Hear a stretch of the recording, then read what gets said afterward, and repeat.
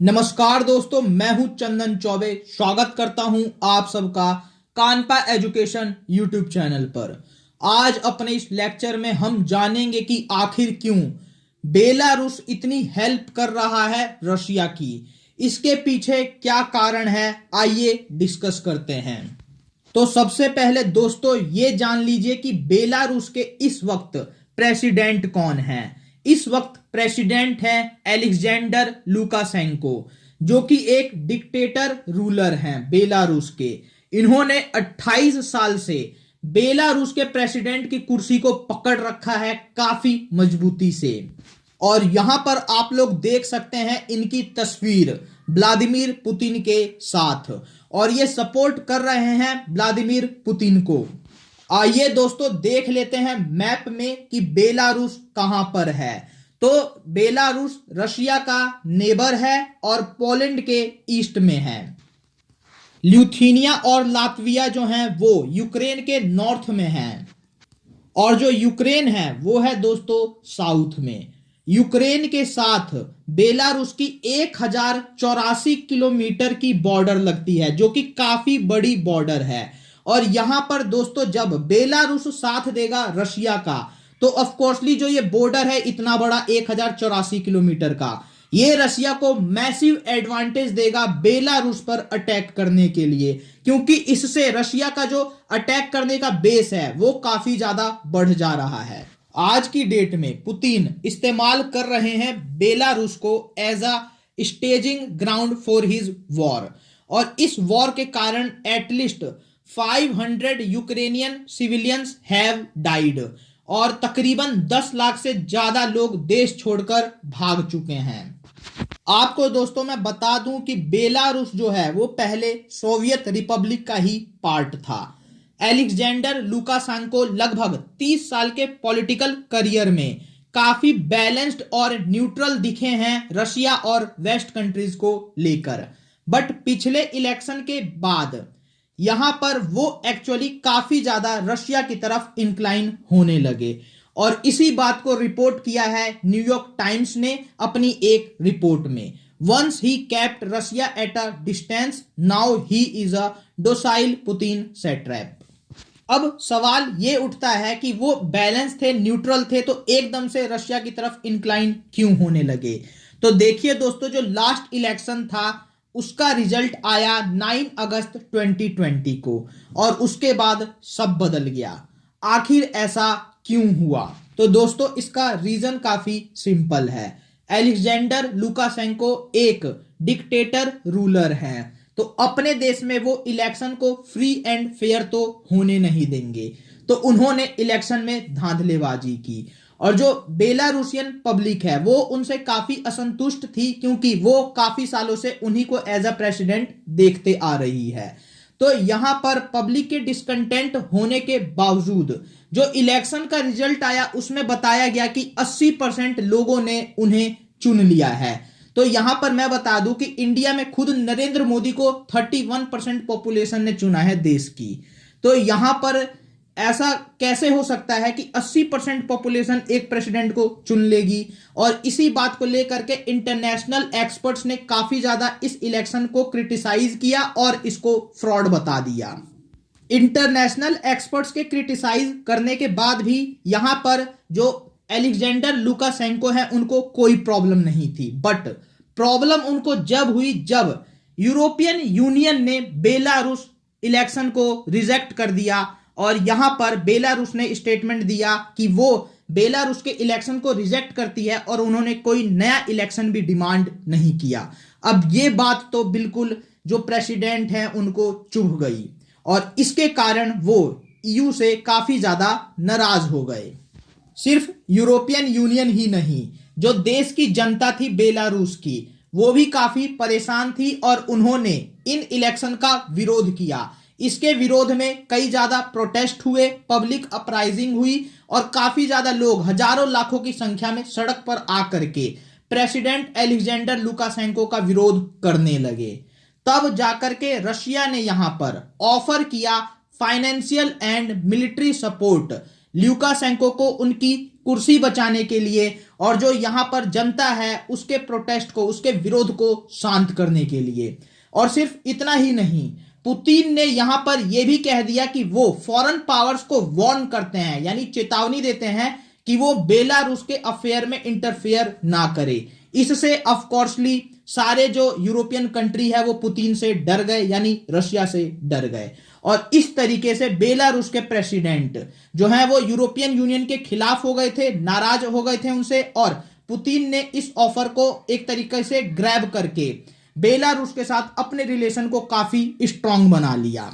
फिर तो जब यहां पर जो देश के लोग हैं उनको जब कोई फॉरेन पावर का सपोर्ट नहीं मिला तो इजीली बेलारूस की पुलिस ने यहां पर प्रोटेस्टर्स पर अटैक कर दिया और वाटर कैनन, टीयर गैस और यहां तक कि स्टन ग्रेनेड से भी पब्लिक पर अटैक हुआ और फिर से इस प्रोटेस्ट को शांत कर दिया गया। उसके बाद से दोस्तों देखिए, जो बेलारूस है उससे काफी सारे देश जो हैं दूसरे वो एक तरीके से चिढ़ गए, परेशान हो गए।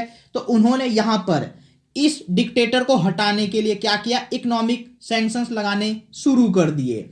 अब दोस्तों जब यहां पर इकोनॉमिक सैंक्शंस लगाए गए इन कंट्रीज के द्वारा तो क्या हुआ, इससे बेलारूस जो है वेस्टर्न कंट्री से और ज्यादा अलग हो गया और रशिया के पास और ज्यादा क्लोज हो गया।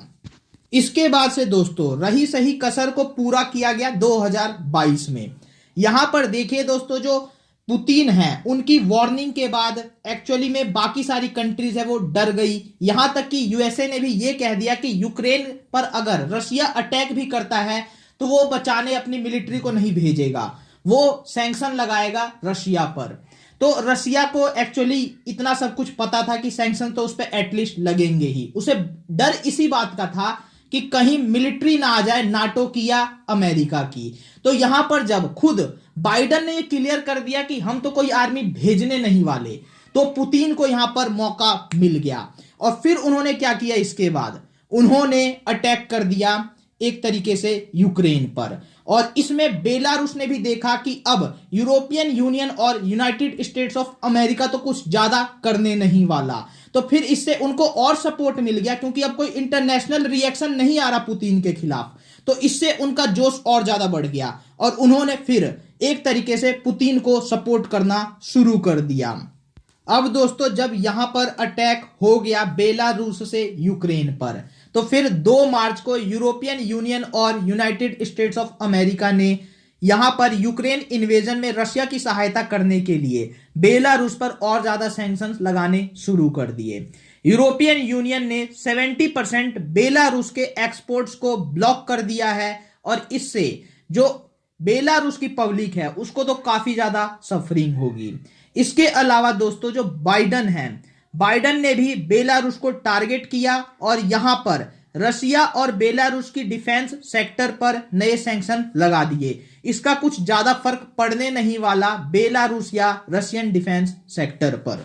यहां पर दोस्तों मैं इसे यूरोपियन यूनियन और यूनाइटेड स्टेट्स ऑफ अमेरिका की डिप्लोमेसी की फेलियर कहूंगा।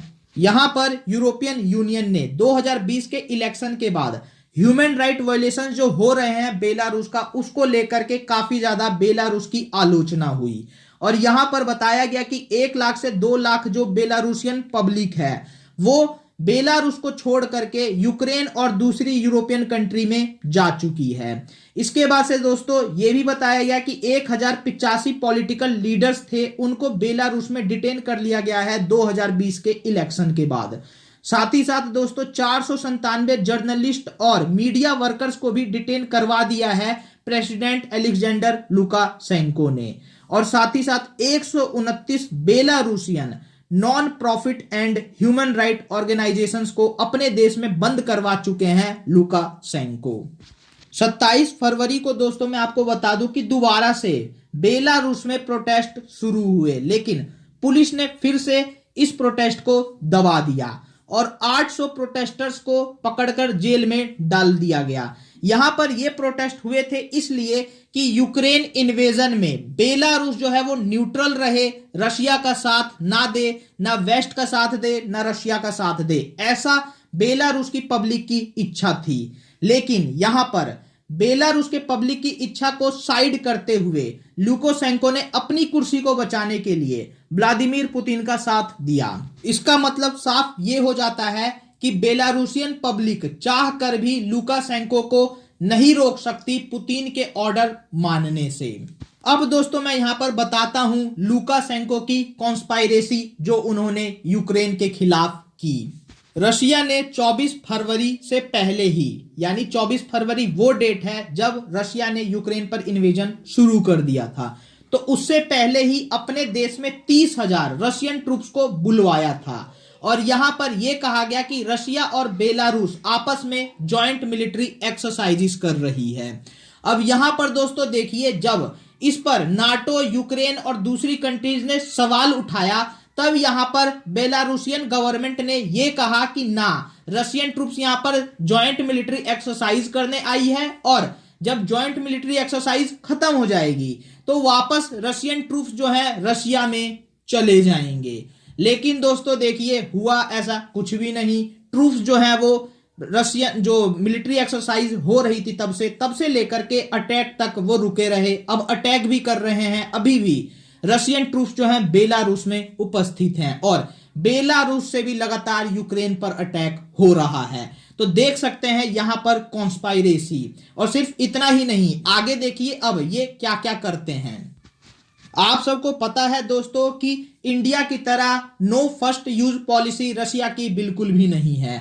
रशिया ने आज की डेट में न्यूक्लियर फोर्स को हाई अलर्ट पर डाल दिया है और उन्होंने ऐसा किया था 27 फरवरी को। अब नोट कीजिए यहां पर, उसी दिन सेम डे बेलारूस जो है अपने जो न्यूक्लियर फ्री रहने की कमिटमेंट होती है उसको स्क्रैप कर देता है और यहां पर कह देता है एक तरीके से कि रशिया जो है उसकी जमीन को इस्तेमाल कर सकता है न्यूक्लियर वेपन्स से अटैक करने के लिए किसी दूसरी कंट्री पर या अपने न्यूक्लियर वेपन्स को होस्ट करने के लिए। तो रशिया को इतनी छूट दे देता है यहां पर। और यहां पर बहाना यह बनाया जाता है कि एक्चुअली में बेलारूस की गवर्नमेंट ऐसा इसलिए कर रही है क्योंकि रेफरेंडम करा करके उन्होंने ये पाया कि लोग ऐसा चाहते हैं। अब देखिए दोस्तों, इस रेफरेंडम को सारे एक्सपर्ट्स झूठा बता चुके हैं। तो अब यहां पर न्यूक्लियर अटैक करने के लिए भी जो बेलारूस की गवर्नमेंट है वो पूरी तरीके से रशिया का साथ दे रही है। यहां आप दोस्तों रिपोर्ट देख सकते हैं, Belarus president offers to host Russian nuclear weapons. अब ये कितनी बड़ी चेतावनी है यूक्रेन और दूसरी कंट्रीज के लिए, और बेलारूस किस तरीके से एक पपेट बन चुका है रशिया का, आप खुद अंदाजा लगा सकते हैं। साथ ही दोस्तों एक रिपोर्ट में आपको और बता दूं कि बेलारूस के लोग जो हैं वो नहीं चाहते कि यूक्रेन की फाइट में बेलारूस किसी भी तरीके से साथ दे रशिया का या वेस्ट का। लेकिन एक्चुअली में यहां पर पब्लिक की इच्छा को साइड लाइन करके, यानी पॉपुलर विल को साइड लाइन करके जो डिक्टेटर है वो अपनी मनमर्जी चला रहा है। फिलहाल दोस्तों इस लेक्चर में इतना ही। आप हमें नेक्स्ट प्रोजेक्ट के लिए कंट्रीब्यूट कर सकते हैं। अकाउंट डिटेल्स और यूपीआई आईडी स्क्रीन पर दी हुई है। वीडियो को दोस्तों लाइक और शेयर जरूर करें और चैनल को सब्सक्राइब कर बेल आइकन पर क्लिक कर दें। इससे आपको हमारे फर्दर वीडियो की नोटिफिकेशन मिलती रहेगी।